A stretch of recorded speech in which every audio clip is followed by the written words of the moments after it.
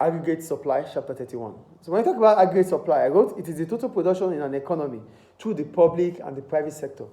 So whatever is being produced in this economy, not just in the private sector, also the public sector. So the combination of production of goods and services by the private sector and the public sector is what we call aggregate supply.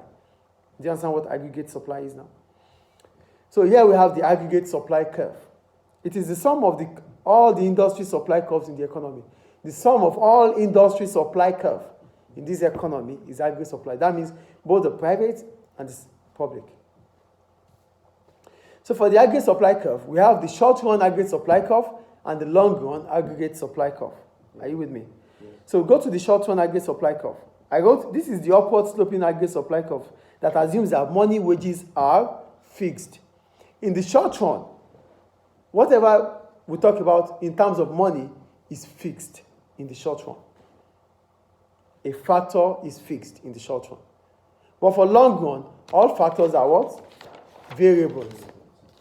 So for the long run aggregate supply, I wrote aggregate supply curve that assume that wage rates are flexible. That is, variables both upward and downward. So in the long run, all factors are what? Variable. In the short run, there's a fix. One factor is what? Fixed.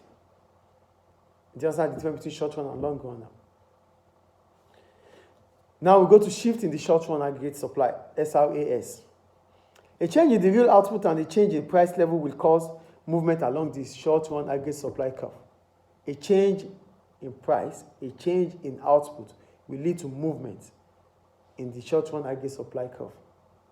A change in output and price. Just like demand. But in demand, it is a change in price that will lead to movement. But in aggregate demand, it is a change in output and a change in the price level that will lead to movement along the short run aggregate supply curve, SRAS. So, what are the factors that causes a shift in the short run aggregate supply curve? One, wage rates. So here I wrote, an increase in wage rates will result in firms facing increased cost of production.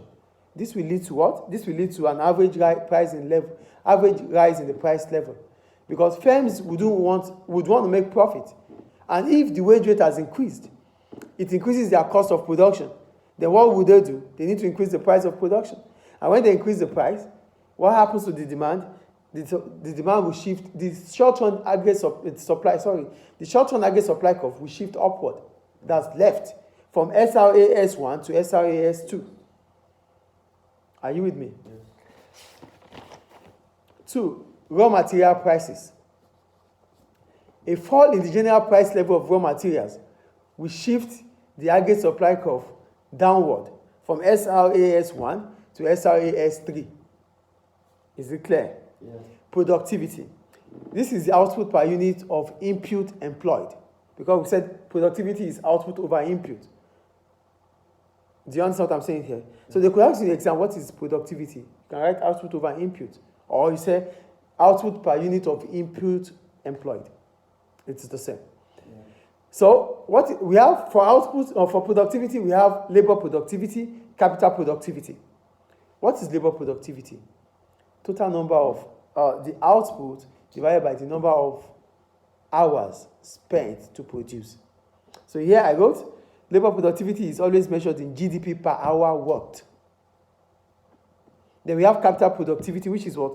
Output per capita employed. So a rise in productivity reduces cost. So if productivity increases, it means cost would have fallen. And if cost falls, what happens to short-run aggregate supply? The short-run aggregate supply will shift downward from SRAS1 to SRAS3. Is it clear? Yes. We go to taxation. Taxation is also another factor that could cause a shift in the short-run aggregate supply. So for taxation, I wrote, an increase in taxation will increase cost. It will hence push the SRAS upward from SRAS1 to SRAS2. If taxation increases, cost of production will increase. Then the short-run aggregate supply curve will shift upward from SRAS1 to SRAS2. Yeah. Is it clear? Yeah. So this is the graph. Okay, before the graph, so we have the exchange rates. Exchange rates can also influence on the short-run aggregate supply. So if the exchange rate of an economy, I wrote, if the exchange rate falls, the price of imported goods is likely to rise. This will lead to an increase in the prices throughout the economy. If the exchange rate of an economy falls, it means importation will increase. Mm-hmm. And if importation increases, what happens? Prices will what? Will rise. Because the demand will be more. Then it might lead to shortage, which might in turn increase the price of products. Do you understand? Yeah. So for the short-run aggregate supply curve, and this is movement. This is movement. This is movement. Movement is about output. What's what? Income. Okay. So if the price level increases from P1 to P2, demand will fall. Then what happens to the income? The income level will fall from Y2 to Y1. Contraction. Is it clear? Yes. And for the short-run aggregate supply curve, which is shift. For shift, it will be as a result of taxation, which could be taxation, exchange rate, interest rate, productivity. Yeah. So an increase in productivity will shift the short-run aggregate supply curve downward from SRAS1 to SRAS2. Mm-hmm. An increase in interest rate will shift the short-run aggregate supply curve upward from SRAS1 to SRAS2. Is it clear? Mm-hmm. Do you have any question about it?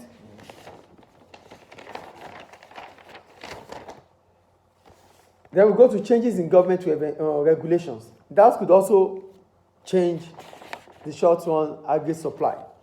So, government regulations, here I wrote, changes in government regulation can lead to an increase in the, okay, now we go to long run. Sorry. Okay, here I wrote, changes in government regulations. So, changes in government regulations can lead to an increase in the long-run aggregate supply.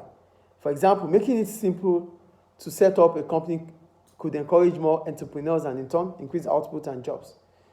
Imposing regulation reduces investment because it becomes difficult for firms to set up. So if it becomes difficult for firms to set up, the longer run aggregate supply curve will shift upward.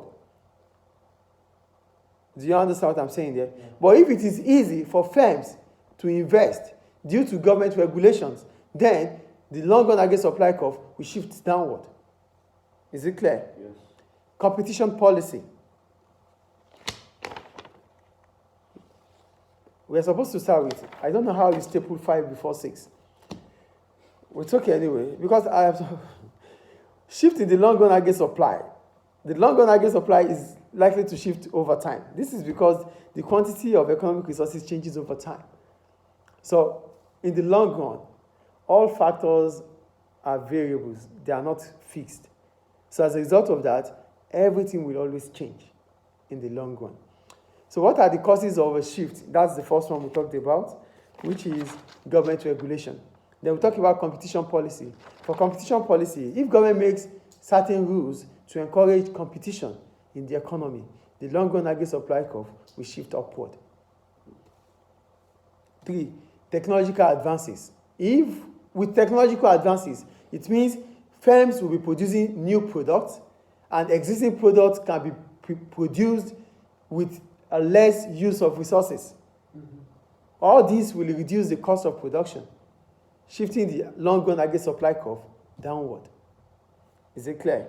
Yeah. Changes in education and skills.